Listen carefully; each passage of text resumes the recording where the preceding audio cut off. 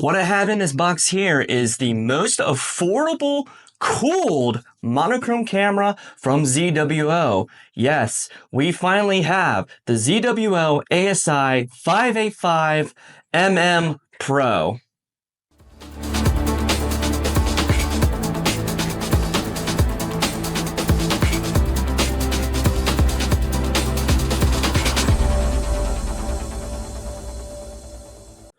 I'm so excited that the 585 has a monochrome version now, which seems like it's been forever. I have been a one-shot color user for 4 years into this hobby right now, and now we have one of the most affordable cooled monochrome sensors on the market right now just as a standalone. I know there is some other versions out there from different brands that give you like a built-in filter wheel and the filters all together, but you're kind of stuck in that environment in itself.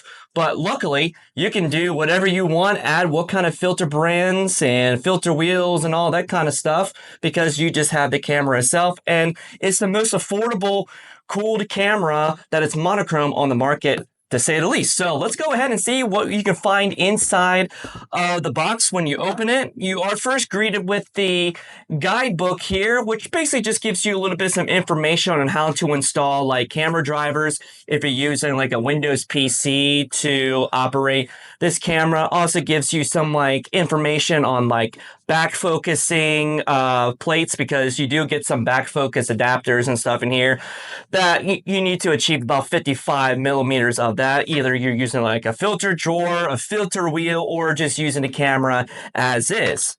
You also get this nice red USB 3 cable. This is for the camera itself because it uses the 3.0 speeds, which is a lot faster data transmission. What's also really nice too is you get 2 of these USB 2.0 USBs as well.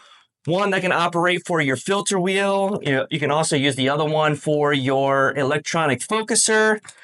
Inside of here, you do also get a T-ring adapter, so you can put this into like a 1.25 inch adapter for planetary, because yes, this camera can also do planetary too, because it has a little bit faster frames per second, even at a 4K resolution, to do about 47 FPS, which is enough to do some planetary. And if you happen to reduce that down to say like 1080, you get double the frame rate too. So you have kind of like a Swiss Army knife all in one with this setup here.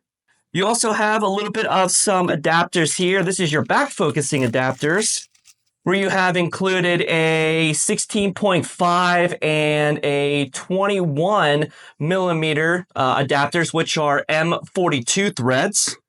You also have a little bit of some spacers that are included. You also have an adapter as well to turn it to M42 to M48 threads. You also have some other little adapters here. And already onto my filter wheel, there is a little bit of a T-ring adapter to connect to a 7 or 8 slotted EFW, which I've already had that installed. And as we're pulling the sleeve out here, this is where the camera is located, and this thing is much smaller than my 2600, that's for sure, because, well, it is a much smaller sensor overall. But as we take the cap off, I mean, look how cute this is. But this little cute sensor has a lot of power behind it, because it has a 4K resolution for your images, and it's completely monochrome. So looking at the back of things, you can see we have the cooling fan here, which can cool down to about -35 Celsius below ambient temperature. You also have 2 USB 2.0 ports, which you can include your EFW or your EAF to plug in directly to the camera here. So you have a little bit more of some USB ports. And then of course you have the 3.0, which is going to be connecting from the camera to whatever you're using, like the ASI Air, a mini PC, a laptop, or any other devices that you will be controlling this in general. It also has a little bit of a spacer up front here, which is about, I want to say, 11 millimeters. So this is going to be included into the back spacing as well, as I almost dropped that. But This is really, really neat, and I'm very excited to test this out. So I'm going to put this all together, including my filter wheel, and we're going to take things outside because it is supposed to be clear tonight to test things out. And the only filters that I do have currently in my possession is LRGB. So that is going to be the test for this camera in this video. So stay tuned. We're going to be looking at a lot of cool things ahead.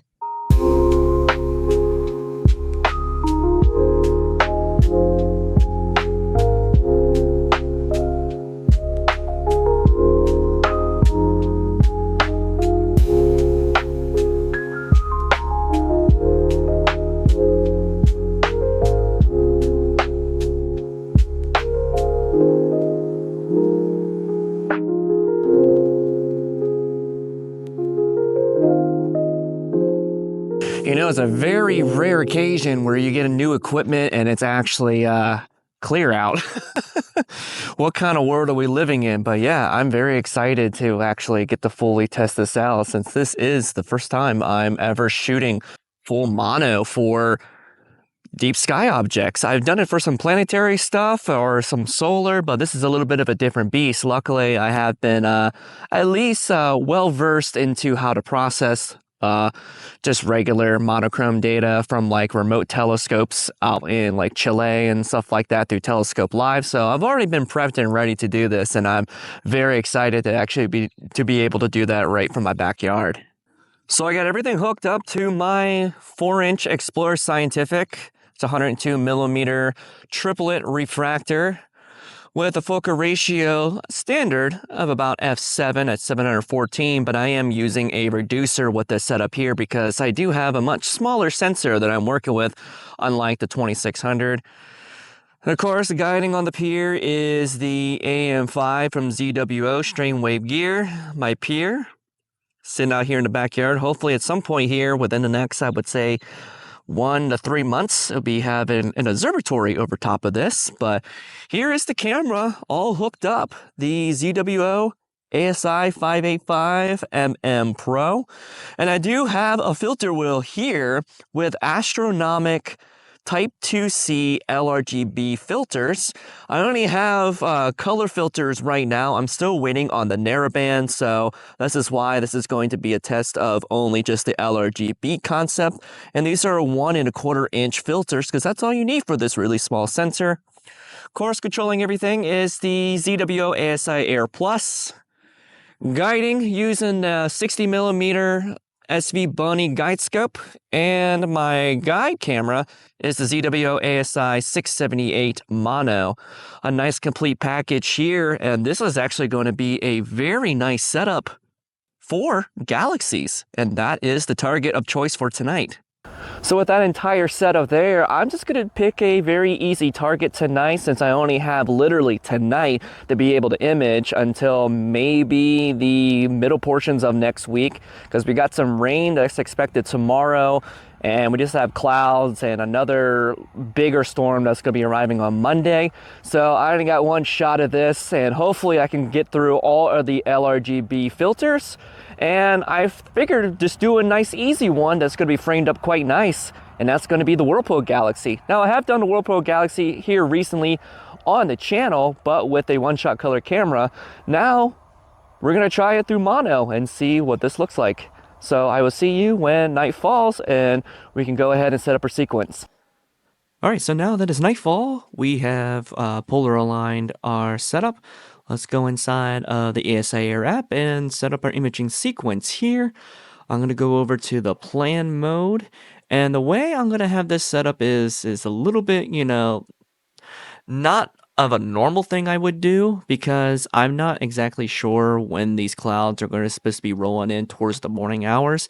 And I want to make sure that I have a complete, at least, you know, some exposures in each of the channels. So what I've done is split them up into 1 hour increments between luminance, red, green, and blue, and then cycle back afterwards again later in the night, and then ending off with some more luminance. So at least have an hour in each of these channels. If something happens to fail later in the night, at least we'll have a complete LRGB image, so I can at least do some testing from that. So Our target, like I mentioned, is going to be Messier 51. And remember, looking at the Sky Atlas for this, and this is a very nice framing of of this as well.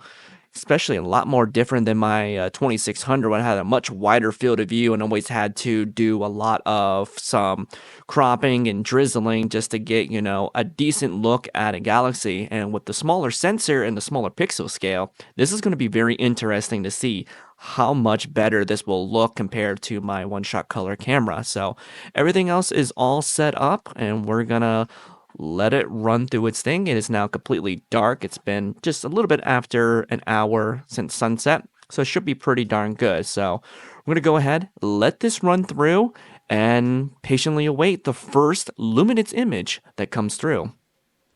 Now the first 5-minute exposure is beginning to roll in here just about any second now, and I'm very, very eager to see this result. Oh my goodness, look at the detail here. Oh my goodness.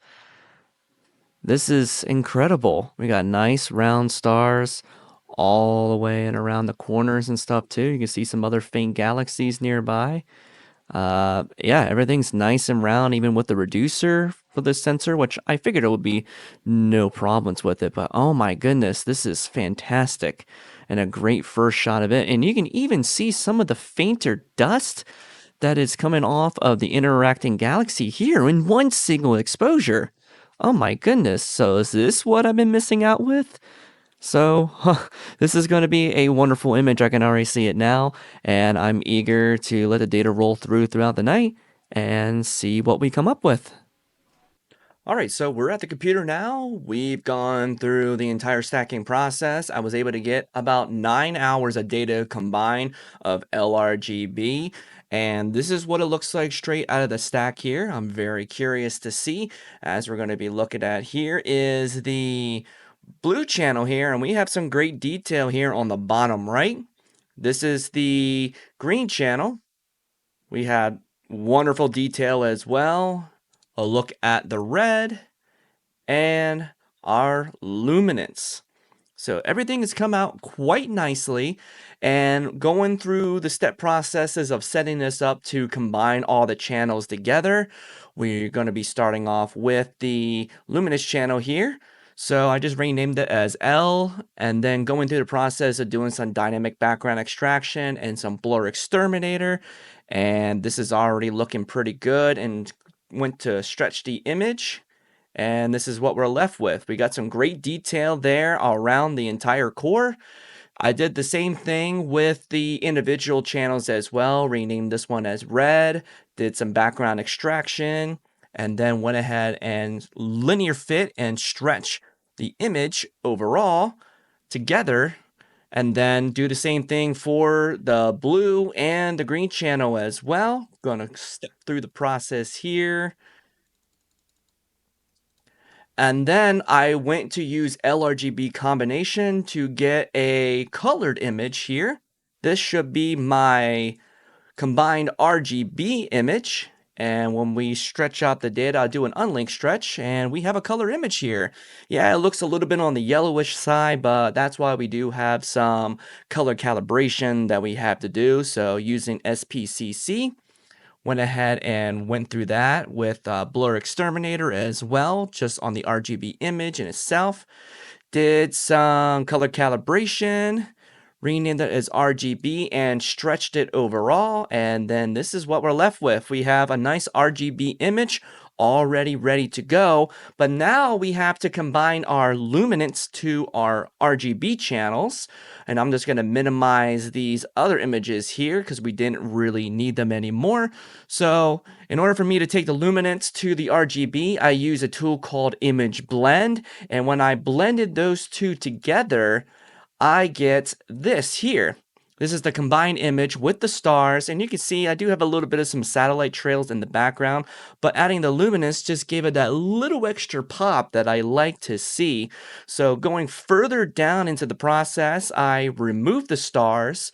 Then I used the clone stamping tool just to get rid of those satellites in the background. Run another instance of some sharpening to make this core pop out a little bit better. And then I use a little bit of some HDR because you can see from the core it's kind of blown out a little bit. So running some HDR really helped the core. And then this is where the color saturation starts coming into play. As I'm going through and adding some saturation, doing some color masking, and just getting it to the image of where I like it as far as, you know, where my colors are. And going further on down the line, having this as my star list image ready to go. Now, as I went over towards the stars, now my stars on my Explorer Scientific is not the absolute greatest. I do have some like chromatic aberration, even though it is a triplet refractor. It still doesn't correct it all the way. So I did some SCNR just on the image itself, and then I also did it in the invert as well, because you can see really closely I do have a little bit of some green there I wanted to take care of. And then I added some color saturation towards the end. And then I went ahead and combined my star list to my stars, and I ended up with this image here. And this looks great right off the bat here. We've got wonderful detail in the spiral arms, but I wanted to kind of push it just a little bit further with some like histogram transformation, kind of like darkening the background a little bit and kind of flipping the orientation where I would want it.